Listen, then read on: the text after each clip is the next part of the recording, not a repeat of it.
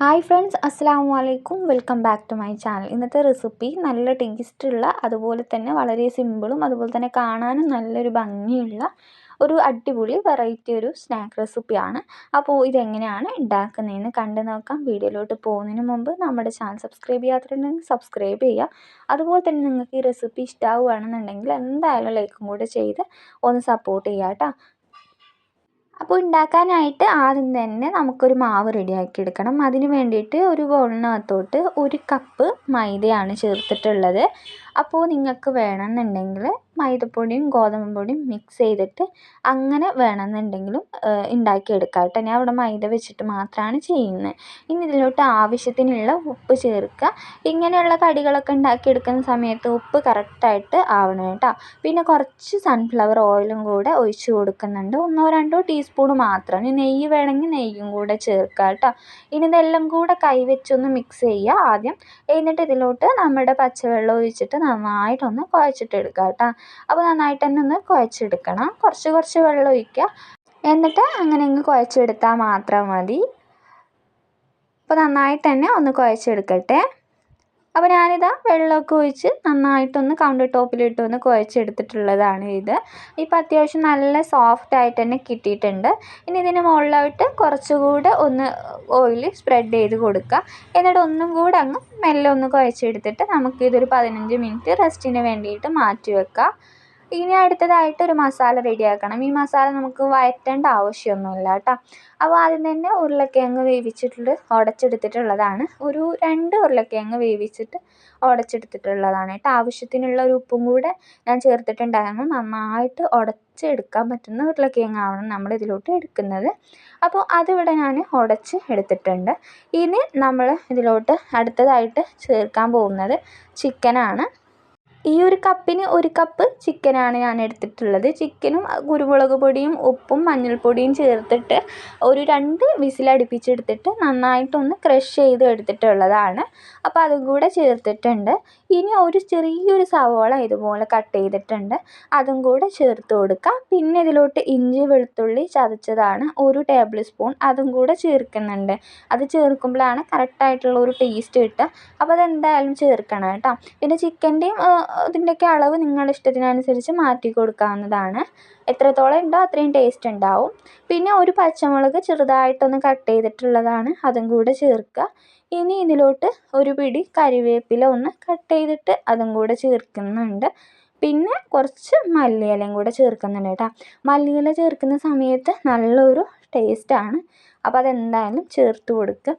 കുറച്ച് മല്ലിയില അതും കൂടെ കട്ട് ചെയ്തിട്ടുള്ളതാണ്, അതും കൂടെ ചേർത്ത് കൊടുക്കുന്നുണ്ട്. ഇനി നമുക്ക് ഇതിലോട്ട് പൊടികൾ ചേർത്ത് കൊടുക്കാം. ആദ്യം തന്നെ ഒരു 1/2 ടീസ്പൂണോളം ഗരം മസാലയാണ് ചേർത്ത് കൊടുക്കുന്നത്. പിന്നെ നമുക്ക് വേണ്ടത് വലിയ ജീരകത്തിൻ്റെ പൊടിയില്ലേ, അത് ഒരു 1/4 ടീസ്പൂൺ ചേർക്കുക. പിന്നെ ഒരു 1/4 ടീസ്പൂൺ അളവിൽ മഞ്ഞൾപ്പൊടി ചേർത്ത് കൊടുക്കുന്നുണ്ട്. പിന്നെ 3/4 ടീസ്പൂണോളം കുരുമുളക് പൊടി ചേർക്കുന്നുണ്ട്. അപ്പോൾ എരിവിനനുസരിച്ച് നിങ്ങൾക്ക് ഇഷ്ടാനുസരണം ചേർത്ത് കൊടുക്കാവുന്നതാണ് കേട്ടോ. ആവശ്യത്തിനുള്ള ഉപ്പ് ചേർക്കുക. ഉപ്പ് ചേർക്കുമ്പോൾ പ്രത്യേകം ശ്രദ്ധിക്കുക. ചിക്കനിലും ഉരുളക്കിഴങ്ങിലും ചേർത്തിട്ടുള്ള ഉപ്പ് നോക്കണം കേട്ടോ. പിന്നെ 1/2 ടീസ്പൂൺ അരിപ്പൊടിയാണ് ചേർത്ത് കൊടുക്കുന്നത്. അപ്പോൾ 1/2 ടീസ്പൂൺ അരിപ്പൊടിയും കൂടെ ചേർത്ത് നന്നായിട്ട് തന്നെ ഒന്ന് മിക്സ് ചെയ്തിട്ട് എടുക്കണം. പിന്നെ നിങ്ങളുടെ കയ്യിൽ ചെറിയ ജീരകത്തിൻ്റെ പൊടി ഉണ്ടെങ്കിൽ അതും കൂടെ ചേർത്ത് കൊടുക്കാവുന്നതാണ്. നല്ലൊരു ടേസ്റ്റ് ഉണ്ടാവും കേട്ടോ. അപ്പോൾ ഇത് കൈ വെച്ചിട്ട് നന്നായി മിക്സ് ചെയ്യുക. വെള്ളവും കാര്യങ്ങളൊന്നും ചേർക്കണ്ട. ഈ ഉരുളക്കിഴങ്ങും അതുപോലെ തന്നെ ചിക്കനും എല്ലാം കൂടെ നന്നായിട്ടൊന്ന് മിക്സ് ചെയ്ത് വരണേ. അത് നന്നായിട്ട് തന്നെ ഒന്ന് മിക്സ് ചെയ്ത് എടുക്കാം. ഇത് അതുപോലെ മിക്സ് ചെയ്തിട്ടുണ്ട്. നമുക്കിതുപോലെ ഇങ്ങനെ ഒരു റോളാക്കി എടുക്കാൻ പറ്റണം. ആ ഒരു പരുവത്തിൽ മിക്സ് ചെയ്തെടുക്കുക കേട്ടോ. അപ്പോൾ ഇങ്ങനെ ആക്കാൻ കഴിയുന്നതാണ് നമ്മൾ ആ ഒരു ഉരുളക്കിഴങ്ങ് വേവിച്ച് ഉടച്ചെടുത്തത് കൊണ്ട്. അപ്പോൾ ഞാനിത് മൊത്തത്തിൽ ഈ ഒരു ഷേപ്പിലൊന്ന് ആക്കിയെടുക്കട്ടെ. എനിക്കിവിടെ ഈ ഒരു അളവിൽ ഏകദേശം ഒരു 12 ബോളുകളാക്കിയിട്ടാണ് എടുക്കാൻ പറ്റുന്നത്. അപ്പോൾ നിങ്ങൾ എത്രത്തോളം ഉണ്ടാക്കുന്നോ അതിനനുസരിച്ചിട്ട് ഞാൻ പറഞ്ഞ പോലെ ഉരുളക്കിഴങ്ങും ചിക്കനൊക്കെ കൂട്ടി കൊടുക്കാവുന്നതാണ്. അപ്പോൾ ഇതിവിടെ റെഡിയാക്കി ഇതുപോലെ വെച്ചിട്ടുണ്ട്. ഇനി നമുക്കിതൊരു ഭാഗത്തോട്ട് മാറ്റി വെക്കാം. ഇനി നമുക്ക് നേരത്തെ നമ്മൾ കുഴച്ച് വെച്ചിട്ടുണ്ടായിരുന്ന ആ ഒരു മാവുണ്ടല്ലോ അതൊന്നും കൂടെ കുഴച്ചിട്ട് ഞാനൊരു 4 ബോളുകളാക്കിയിട്ട് എടുത്തിട്ടുണ്ട്. അപ്പോൾ 4 ബോളും നമുക്കൊന്ന് പരത്തിയിട്ട് എടുക്കണം. അതിന് വേണ്ടിയിട്ട് ഇതാ ഒരു പത്തിരി പലകയിൽ കുറച്ച് പൊടി ഇട്ട് കൊടുത്തിട്ടുണ്ട്. എന്നിട്ട് മാക്സിമം തിന്നായിട്ട് പരത്തിയെടുക്കുക. ഓരോ ബോളും മാക്സിമം തിന്നായിട്ട് പരത്തിയെടുക്കുക. അങ്ങനെ ഞാനിത് പരത്തിയെടുത്തിട്ടുണ്ട്. ഇനി നമ്മൾ നേരത്തെ റെഡിയാക്കിയിട്ടുള്ള ആ മസാലയുടെ ഓരോ ബോളും ഇതുപോലെ വെച്ച് കൊടുക്കുക. വെച്ച് കൊടുത്തിട്ട് അതിൻ്റെ ആ ഒരു അളവിനനുസരിച്ച് കട്ട് ചെയ്തിട്ട് എടുക്കുക. അപ്പോൾ ഞാനിതാ 1ൽ 3 വെച്ചിട്ടാണ് ചെയ്യുന്നത്. അപ്പോൾ 4 ബോളാണല്ലോ ഞാൻ മൊത്തത്തിൽ റെഡിയാക്കിയിട്ടുള്ളത്. അപ്പോൾ എനിക്ക് 12 മസാലയുടെ ബോൾ വെച്ച് കൊടുക്കാൻ പറ്റുന്നതാണ്. അപ്പോൾ ആ ഒരു പ്ലാനിങ്ങിൽ വേണം നമ്മൾ ചെയ്തിട്ടെടുക്കാൻ കേട്ടോ. അപ്പോൾ ഇതാ ഇതുപോലെ ഒന്ന് റോൾ ചെയ്തിട്ട് എടുക്കുക, നിങ്ങൾ വീഡിയോയിൽ കാണുന്ന പോലെ. എന്നിട്ട് അവസാനം ആ ഒരു അറ്റത്ത് കുറച്ച് മൈദയുടെ പേസ്റ്റ് ആക്കി കൊടുക്കുന്നത് നല്ലതാണ്. ഇനി ഇല്ലാന്നുണ്ടെങ്കിൽ വെള്ളം ആക്കി കൊടുത്താലും മതി കേട്ടോ. അപ്പോൾ ഞാനിവിടെ ഒരു ടീസ്പൂൺ മൈദയിൽ കുറച്ച് വെള്ളം ചേർത്ത് മിക്സ് ചെയ്തെടുത്തിട്ടുള്ളതാണ്. ഇതുപോലെ അങ്ങ് ഒട്ടിച്ച് കൊടുക്കാവുന്നതാണ്. മൊത്തത്തിൽ ഇവിടെ അങ്ങനെ റെഡിയാക്കി എടുത്തിട്ടുണ്ട്. അപ്പോൾ ഈ ഒരു ഷേപ്പിലാണ് ഉണ്ടാവുക. കാണാൻ നല്ല ഭംഗിയാണ് കേട്ടോ. ഇനി നമുക്ക് നന്നായിട്ട് ചൂടായി കിടക്കുന്ന എണ്ണയിലിട്ടിട്ട് ഫ്രൈ ചെയ്തെടുക്കാവുന്നതേ ഉള്ളൂ.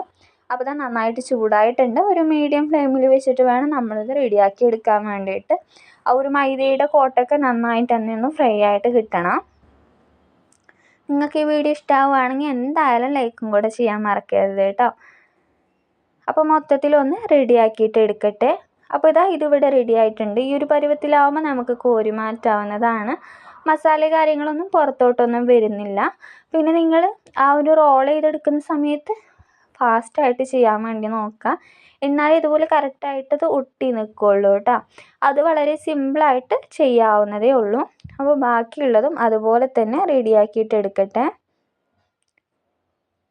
നല്ല സൂപ്പർ ടേസ്റ്റി ആയിട്ടുള്ള ഒരു സ്നാക്കാണ്. നമുക്ക് എന്തെങ്കിലും ഫംഗ്ഷനും കാര്യങ്ങളൊക്കെ ഉണ്ടാകുന്ന സമയത്ത് നമുക്ക് റെഡിയാക്കി എടുക്കാനും പറ്റും. നല്ല ടേസ്റ്റാണ്, കാണാനും ഒരു പ്രത്യേക ഭംഗിയാണ്. ഇതിന് നമുക്ക് വേണമെന്നുണ്ടെങ്കിൽ ചിക്കൻ പൊട്ടാറ്റോ റോൾ എന്നൊക്കെ വേണമെന്നുണ്ടെങ്കിൽ നമുക്ക് പറയാം കേട്ടോ. അപ്പോൾ നല്ല അടിപൊളിയായിട്ട് നമ്മൾ റെഡിയാക്കി എടുത്തിട്ടുണ്ട്. ഇന്നത്തെ റെസിപ്പി ഇത്രയേ ഉള്ളൂ. എല്ലാവരും ഒന്ന് ഉണ്ടാക്കി നോക്കുക. വീഡിയോ ഇഷ്ടമായിട്ടുണ്ടെന്നുണ്ടെങ്കിൽ ലൈക്ക് ചെയ്യാനും ഷെയർ ചെയ്യാനും ചാനൽ സബ്സ്ക്രൈബ് ചെയ്യാനും മറക്കല്ലേ. അപ്പോൾ ഇൻഷാ അല്ലാ നല്ലൊരു അടിപൊളി റെസിപ്പി ആയിട്ട് നമുക്കിനിയും കാണാം. എല്ലാ കൂട്ടുകാർക്കും അസ്സലാമു അലൈക്കും. ബൈ.